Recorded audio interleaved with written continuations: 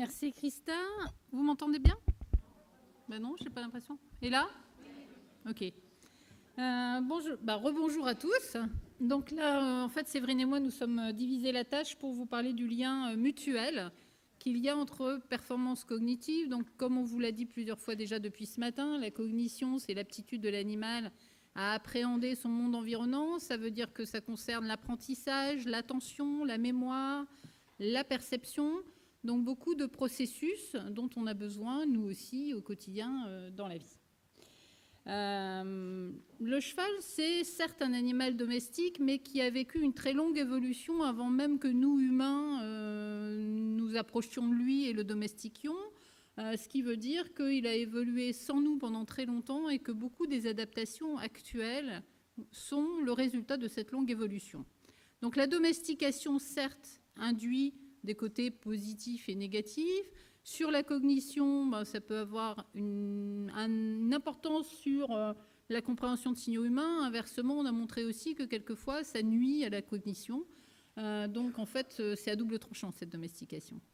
Ce qu'on sait cependant, c'est que chez toutes les espèces domestiques, on n'a pas modifié fondamentalement les besoins de l'espèce et les résultats de cette évolution. Et le cheval, c'est quoi? C'est un animal qui vit dans des grands espaces, ce qu'on appelle des domaines vitaux, où vivent les groupes de chevaux qui peuvent aller jusqu'à 200 km², une vie sociale avec plus de 90% des chevaux qui vivent en groupes sociaux, et une alimentation qui occupe l'essentiel de sa vie et qui est extrêmement variée. On parle toujours d'un herbivore, mais c'est un herbivore qui mange aussi des plantes aquatiques, des fruits, des feuilles, qui a une alimentation volontairement de la part du cheval extrêmement diversifiée. Alors évidemment, on peut se questionner sur les conditions qu'on offre à l'animal et ce que ça a comme influence sur le bien-être. Est-ce qu'on ne va pas jusqu'au bout de l'adaptabilité de l'espèce, d'autant que quand on voit qu'on les met essentiellement dans des box qui font 9 mètres carrés, on est très loin des espaces pour lesquels l'espèce est adaptée. On est souvent en logement individuel, ce qui là encore ne correspond pas vraiment aux caractéristiques de l'espèce qui est une espèce sociale. Et on est beaucoup sur des repas limités dans le temps, très énergétiques, là où l'animal, dans le milieu naturel, mange l'essentiel du temps sur des régimes alimentaires qui sont plutôt pauvres. Au-delà de ça, s'ajoute aussi la présence de l'homme, et donc ces interactions dont on a entendu parler déjà depuis ce matin, et puis les conditions de travail, qui là aussi peuvent être questionnées. Vous savez qu'on se questionne sur les conditions de travail chez l'homme, il n'y a pas de raison de ne pas se questionner sur les conditions de travail des animaux domestiques. Le résultat et les constats sont globalement, dans ces conditions de restriction, des problèmes de mal-être assez généraux, c'est-à-dire qu'on est quand même avec des blessures de harnachement qui sont assez fréquentes, des stéréotypies, des comportements anormaux qui sont entre 30 et parfois jusqu'à 90% des animaux dans un établissement, des animaux aussi qui peuvent présenter des syndromes dépressifs, et avec des études convergentes sur différents types d'établissements, toujours quand c'est des conditions restreintes, évidemment. Et ce que je trouve intéressant, c'est que finalement, quand on regarde nos animaux domestiques dans nos pays, ils ne sont pas dans de tellement meilleurs états de bien-être que ce qu'on voit dans des pays qu'on a tendance à montrer du doigt en disant ils ne sont pas bien soignés, pas bien travaillés, etc. Donc je pense que c'est très important qu'on se questionne sur les conditions qu'on offre dans nos pays industrialisés et les conséquences que ça peut avoir sur l'animal. Alors, est-ce que justement cet état de bien-être a un impact sur les capacités cognitives du cheval? Vous avez vu quelques-unes de ses compétences précédemment. Jusqu'à quel point l'état de bien-être peut-il influer là-dessus? Alors, certaines études, comme une étude qu'on a menée dans notre équipe, ont montré que les chevaux qui présentent des comportements répétitifs anormaux, des stéréotypies, qui sont un des indicateurs classiques de mal-être chez plein d'espèces animales, étaient associés à une baisse de compétences cognitives. Ici, les animaux devaient ouvrir une boîte pour trouver de la nourriture. Si vous regardez l'histogramme, vous voyez que la plupart des chevaux qui n'avaient pas de stéréotypie réussissaient cette tâche qui est in fine plutôt simple, alors que les chevaux stéréotypiques, globalement, avaient énormément de mal avec cette tâche. Alors, il y a plusieurs explications à ça, plusieurs mécanismes possibles, qui sont que, par exemple, quand ils réalisent des stéréotypies, ils ont un taux élevé d'endorphine qui nuit à l'apprentissage. On a aussi trouvé que ces chevaux stéréotypiques se couchaient moins et dormaient moins, donc il est possible aussi qu'ils aient été dans une sorte de fatigue chronique. ou qu'ils aient posé leur attention essentiellement sur leur stéréotypie et donné moins d'attention à la tâche. En tout cas, dans ces conditions et avec cet état de mal-être, on s'aperçoit qu'effectivement, on a influé sur au moins un aspect de la cognition du cheval, qui est la capacité à réaliser un apprentissage instrumental. Et puis, c'est sans doute médié par l'attention, qui est quelque chose auquel on ne prête pas justement toujours attention, et qui est un élément majeur, transversal à tous les processus cognitifs. On n'apprend pas, on ne mémorise pas si on n'a pas mis son attention sur une tâche.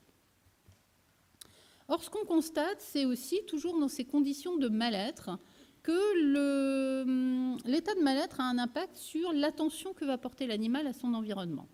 Ici, dans une étude qu'on a menée sur un grand nombre de centres équestres, on s'est aperçu qu'il y avait une partie des chevaux qui présentaient différents troubles physiologiques, dont des anémies.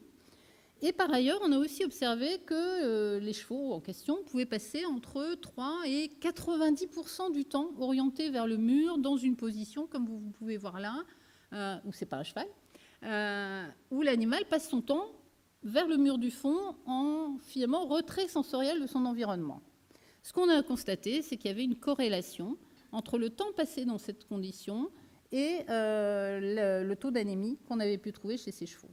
Cette question du retrait sensoriel, c'est quelque chose qui a été montré dans différentes études et sur différents équidés, pas seulement le cheval, mais aussi les ânes, les mules, etc., en particulier dans des conditions de travail difficiles.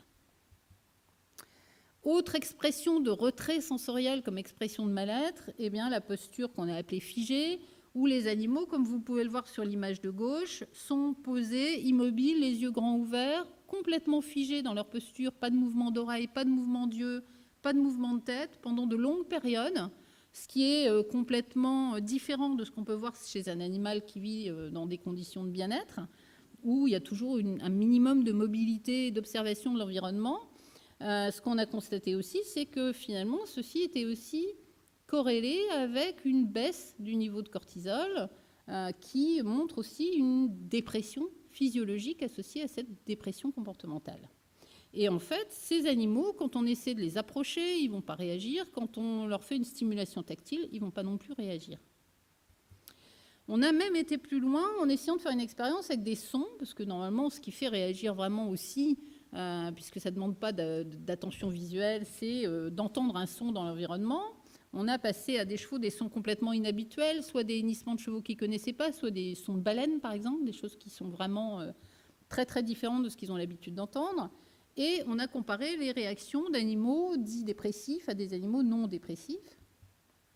On s'aperçoit que même avec cette stimulation forte sonore, les chevaux dépressifs, pour l'essentiel, ne réagissent pas et en plus réagissent très peu de temps comparé aux chevaux qui n'ont pas ce signe de dépression.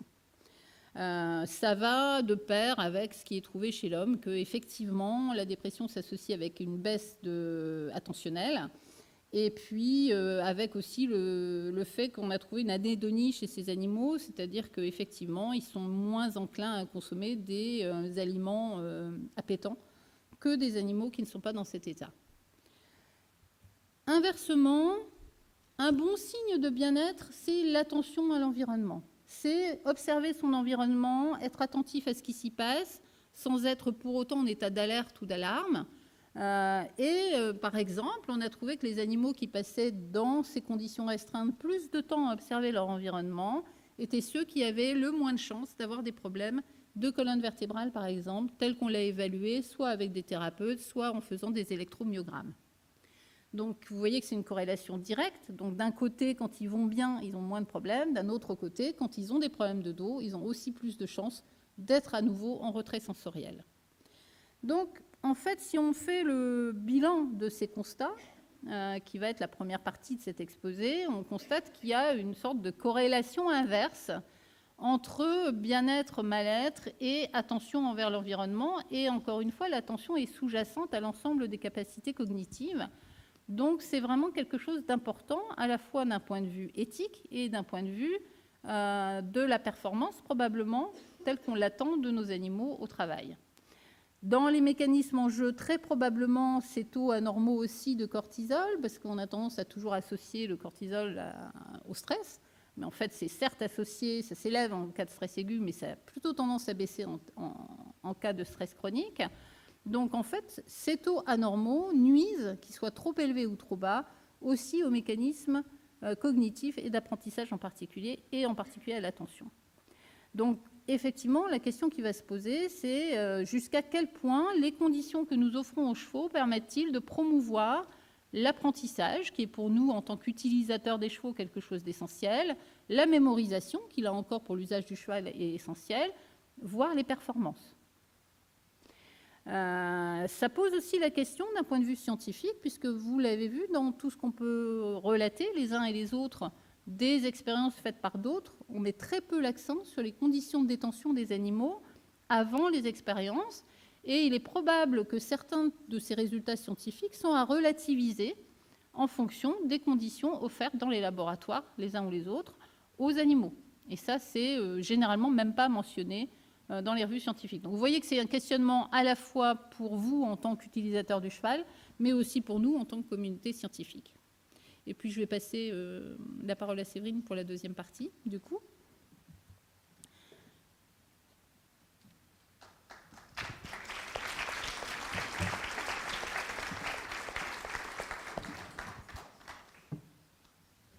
Donc moi, j'ai abordé le sujet un peu différemment. Là, l'idée, c'est de vous présenter des approches expérimentales qui ont été développées, pas forcément par notre équipe, où cette fois, on utilise les capacités cognitives du cheval comme un outil pour essayer de mieux comprendre, de mieux appréhender la façon dont il perçoit son monde environnant.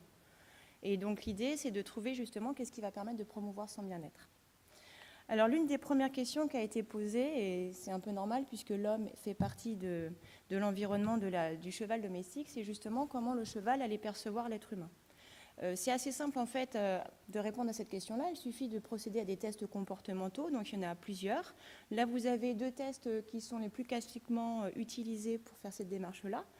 Donc le test par exemple de la personne immobile, où là l'idée c'est que l'expérimentateur va rentrer dans l'environnement familier du cheval et on va regarder si le cheval approche spontanément cet humain. On peut également avoir un autre type de test où cette fois l'humain va être actif, donc par exemple le test d'approche, où cette fois l'humain va approcher le cheval et on va regarder si ce dernier va accepter spontanément cette approche de l'homme et son contact. Donc là il ne s'agit pas de forcer le contact, c'est juste de voir si le cheval va accepter cette approche-là. Vous avez aussi d'autres types de tests. On peut utiliser par exemple un licol, une selle, où cette fois c'est aussi associé à un contexte de travail pour aller un peu plus loin. Donc si on regarde un petit peu ce que ça a donné dans différentes études, ce n'est pas l'essentiel des études qui ont été faites, mais là vous avez les résultats de 4 études qui ont quand même travaillé sur un grand échantillon de chevaux. C'était des chevaux qui étaient de centre équestre, mais l'idée, ce n'est pas le fait qu'ils soient de centre équestre, c'est surtout qu'ils étaient dans des conditions de restriction sociale, spatiale et alimentaire. Et vous avez pu voir avec Martine que c'était quelque chose qui était préjudiciable pour le cheval. Et donc là, vous avez notamment la proportion de chevaux qui menacent l'homme, au moins une fois au cours de ces tests. Donc vous voyez qu'on a quand même une proportion non négligeable de chevaux agressifs vis-à-vis de l'homme lorsqu'ils sont dans des conditions restreintes. Ça va de 30% et parfois même jusqu'à 3/4 des chevaux du site qui présentent ce type d'attitude agressive. Et si on regarde ce qui se passe à l'inverse lorsqu'on enlève un certain nombre de restrictions dans l'environnement du cheval, on peut voir que ce taux de chevaux agressifs est beaucoup plus bas. Donc pour les chevaux de loisirs qui sont en général dans des conditions de vie un peu plus naturalistiques, avec accès aux congénères et aux prés, on est sur moins de 10% des chevaux qui vont être agressifs vis-à-vis de l'homme, et parfois on aborde même le 0%. Donc à partir de là, sur ce constat-là, si je reviens sur les premières études que j'ai mentionnées, la conclusion en fait ce serait plutôt que le cheval a une perception négative de l'homme par rapport à ces différents tests.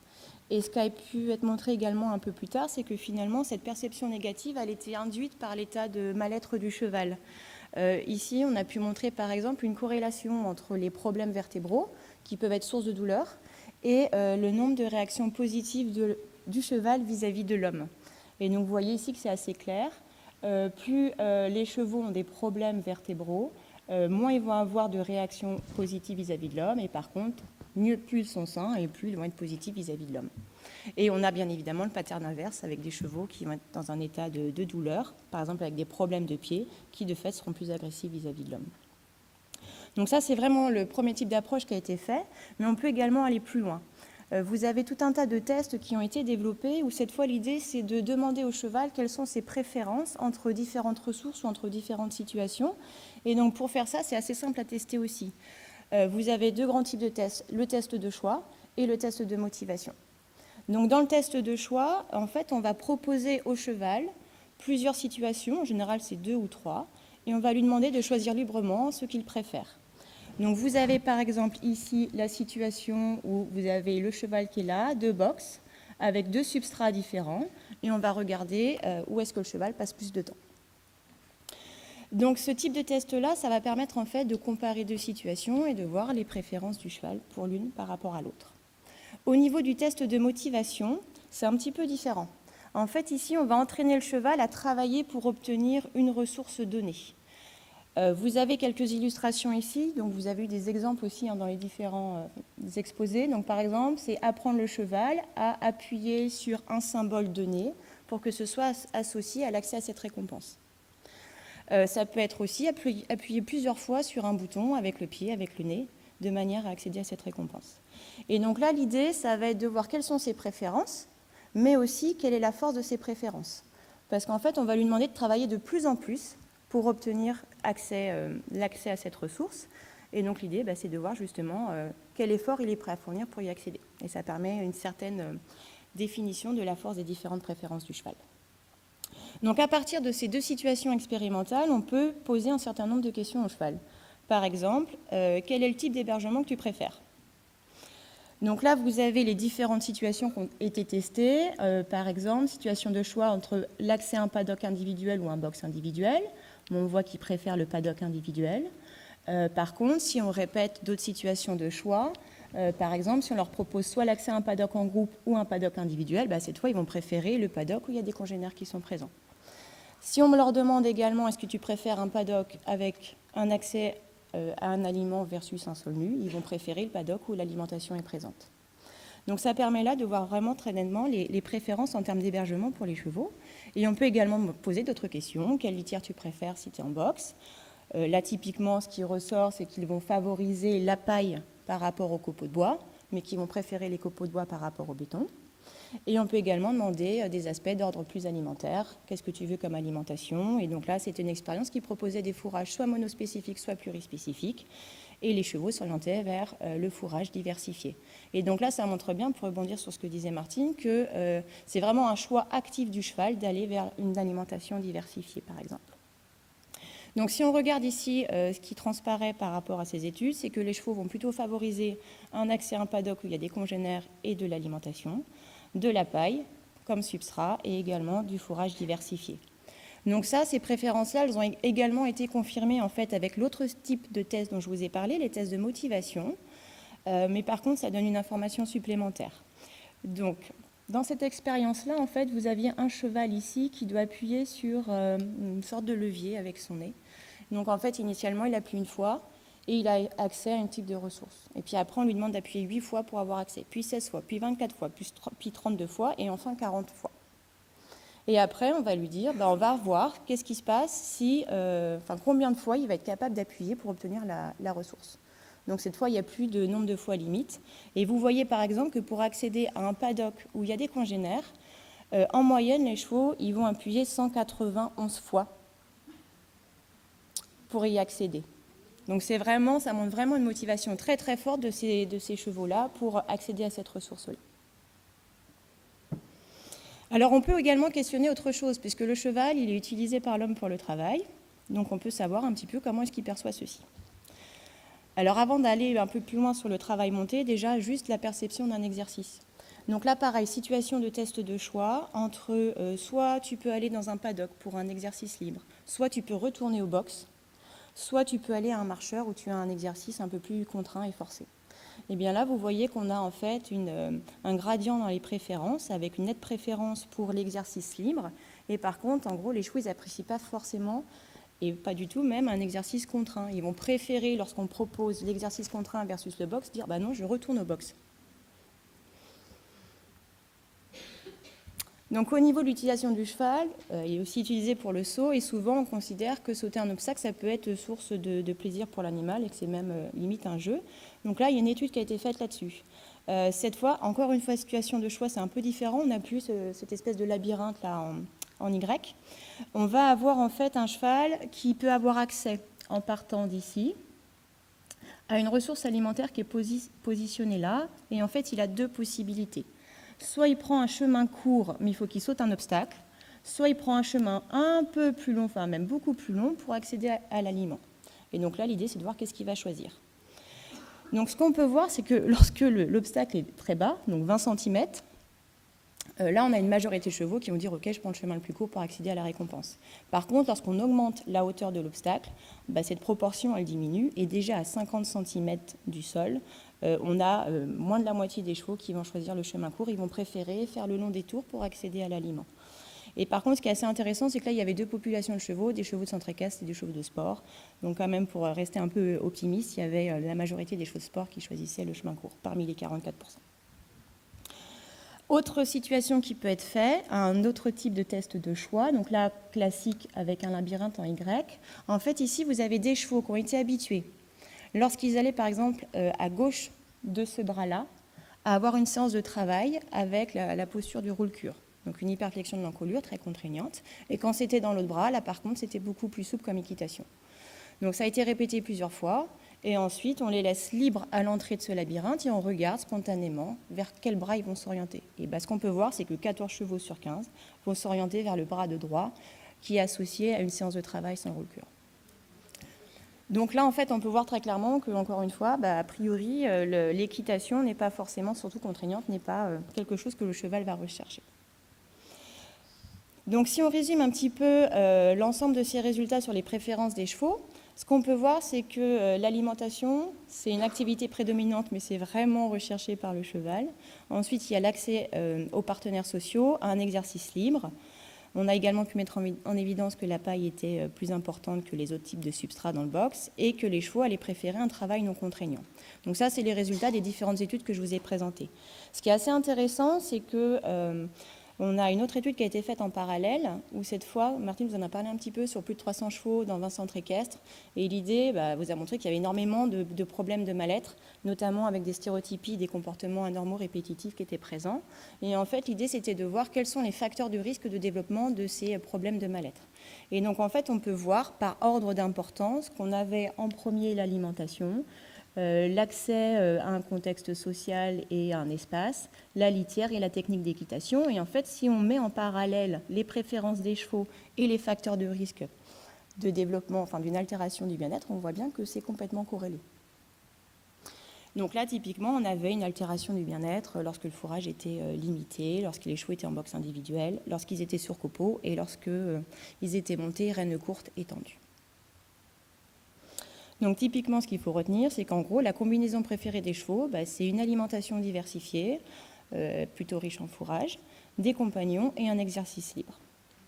Par contre, maintenant, ce type d'approche a quand même ses limites, parce que les chevaux ils peuvent eux-mêmes se méprendre. C'est notre cas aussi à nous. Je pense qu'à la pause, tout le monde a repris plus qu'il ne faut des petits pains au chocolat. Là, c'est le même principe. Si on fait ce choix-là juste parce que c'est beaucoup plus appétant, on risque à la fin d'être dans un état, on verra cet après-midi, peut-être moins positif qu'à l'initial. Et typiquement, au niveau de l'alimentation industrielle des chevaux à base de concentré, c'est quand même quelque chose qui est très appétant pour les chevaux et qui peuvent les induire en erreur dans leur choix. On a aussi souvent, en fonction du type de test qu'on utilise pour montrer les préférences, on peut avoir des conclusions différentes, donc c'est toujours à prendre avec subtilité. Par exemple, pour le cas de la musique, si on propose une musique avec un rythme lent, une musique avec un rythme un peu plus rapide, les chevaux vont préférer la musique au rythme lent. Mais par contre, s'ils ont le choix de choisir le silence, ils vont préférer le silence à la musique. On a également les réponses du cheval qui peuvent dépendre du contexte, de l'état de l'animal et du type de récompense. Bon, là, ce n'est pas un exemple sur les chevaux, mais on peut dire que ça peut s'étendre également à cette espèce. Par exemple, typiquement, si on met en situation de choix les cochons, il faut que je change de modèle, ils vont préférer la paille par rapport à un sol nu. Mais par contre, si les conditions environnementales changent et par exemple qu'ils sont soumis à des fortes températures, là, ils vont préférer un sol nu parce que ça va permettre de réguler leur température externe. Ça va, j'ai le temps. Troisième petite approche, qui est un peu plus récente, qui va encore un peu plus loin. Donc là, l'idée, en fait, c'est d'essayer de mieux comprendre, par une mesure indirecte, comment les chevaux se sentent, globalement, dans quelle humeur ils sont. Est-ce qu'ils sont dans une humeur positive ou dans une humeur négative? Donc ça, c'est des travaux qui ont été développés à partir de ceux issus de la psychologie humaine, où en gros, on voit qu'en fonction de l'état émotionnel dans lequel on est, donc en fonction de l'humeur dans laquelle on est, en fait, on ne va pas voir le monde de la même façon et on ne va pas prendre les mêmes décisions. Donc, par exemple, une personne qui est anxieuse, une personne qui est dépressive, lorsqu'elle est face à une situation ambiguë, elle va avoir tendance à la juger plus négativement qu'une personne qui est dans une humeur positive. On retrouve également les personnes anxieuses qui vont plutôt avoir tendance à se dire « Oh là là, ce qui va m'arriver bientôt, c'est forcément négatif que positif ». Donc ça, c'est ce qu'on appelle des biais cognitifs. Et donc là, ce que j'ai développé, c'est essentiellement ce qu'on appelle les biais de jugement, parce qu'il y a différents types de biais cognitifs, et donc c'est complètement l'histoire du verre à moitié plein et du verre à moitié vide. Et en fait, ça peut paraître bizarre, mais cette question-là, on peut la poser au cheval. Comment est-ce que tu vois le verre ?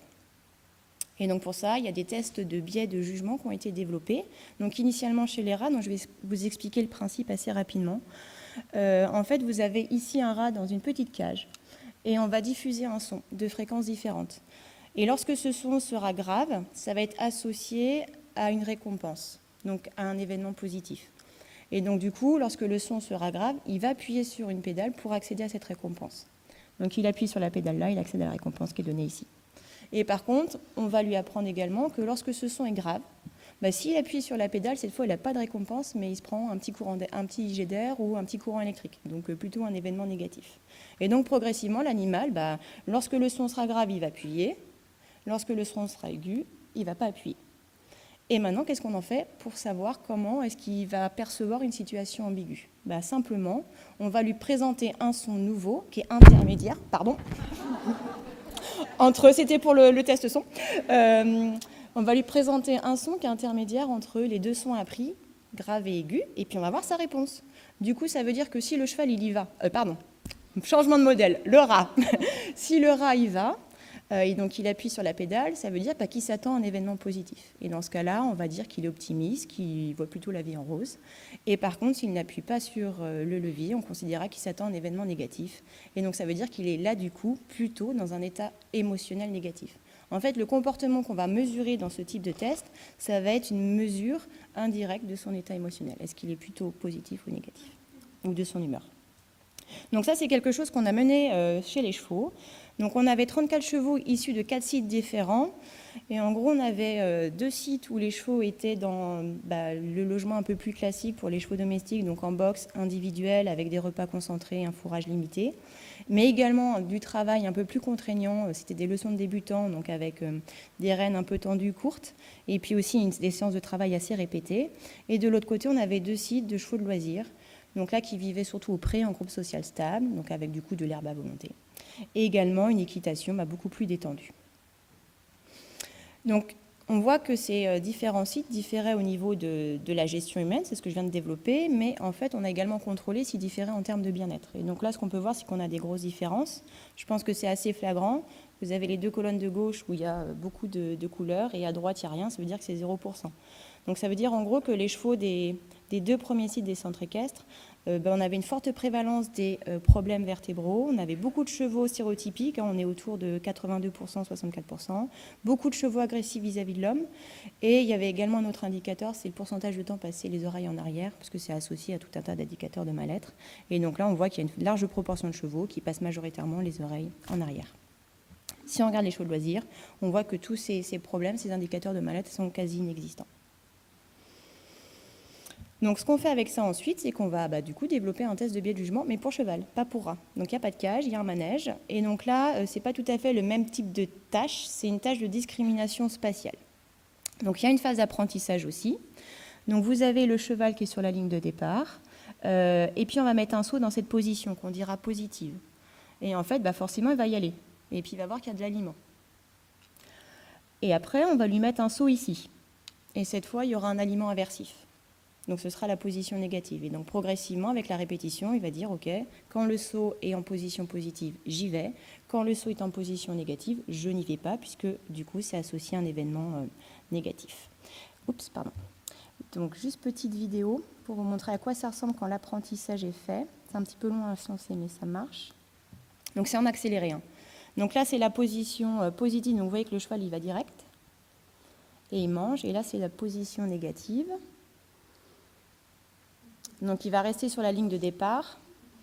Et vous voyez, pour rebondir sur les différentes conférences de ce matin aussi, qu'il y a énormément de coups d'œil sur ce qui se passe autour et sur l'expérimentateur, justement, puisque là, il ne peut pas accéder à les récompenses puisqu'elle n'est pas là. Alors, vous avez aussi une autre stratégie, je vous la montre.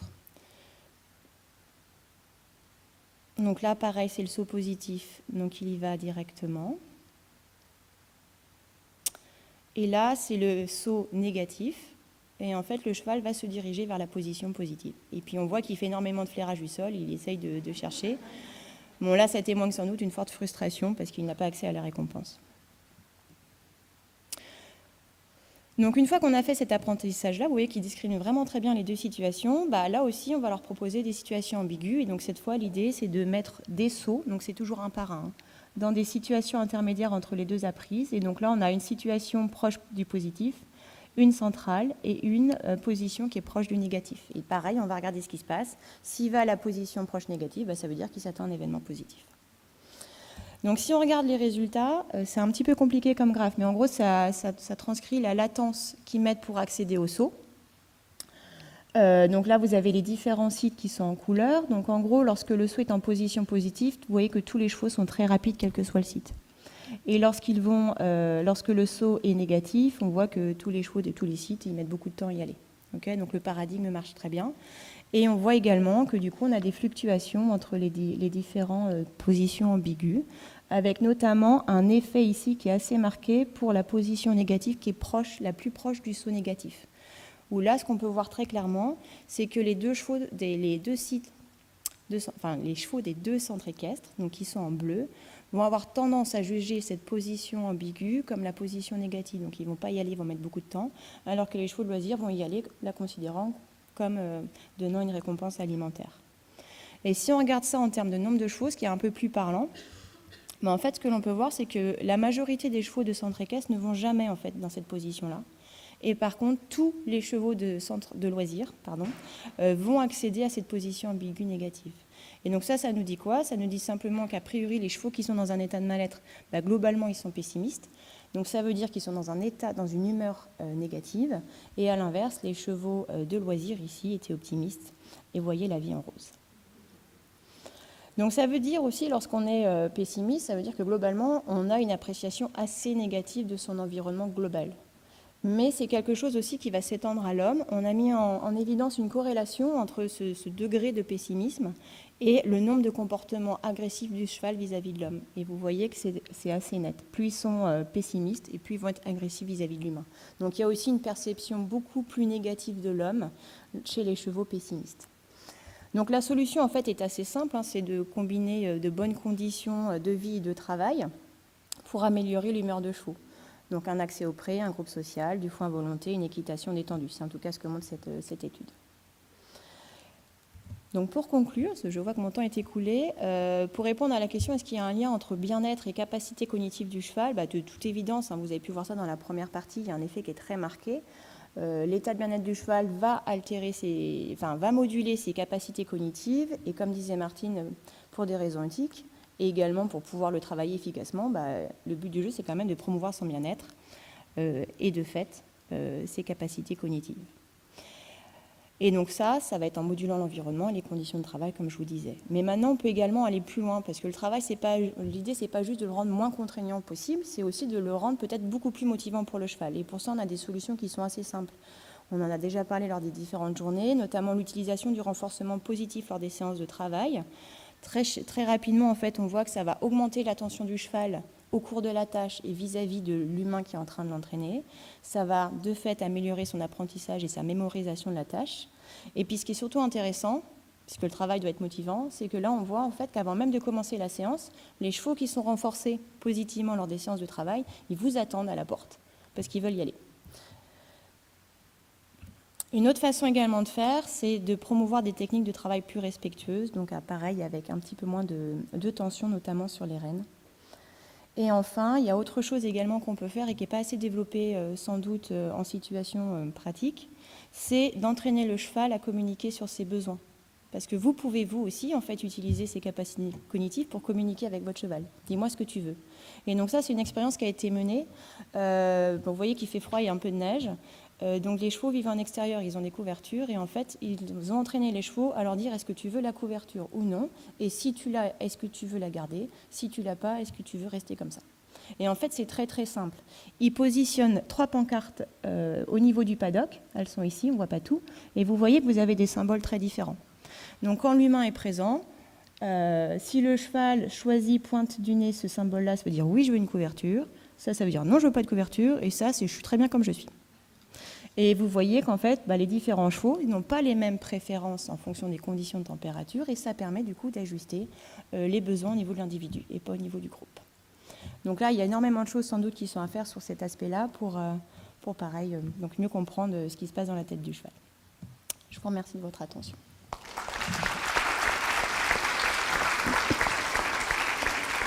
Merci Séverine et Martine pour cette présentation très complète avec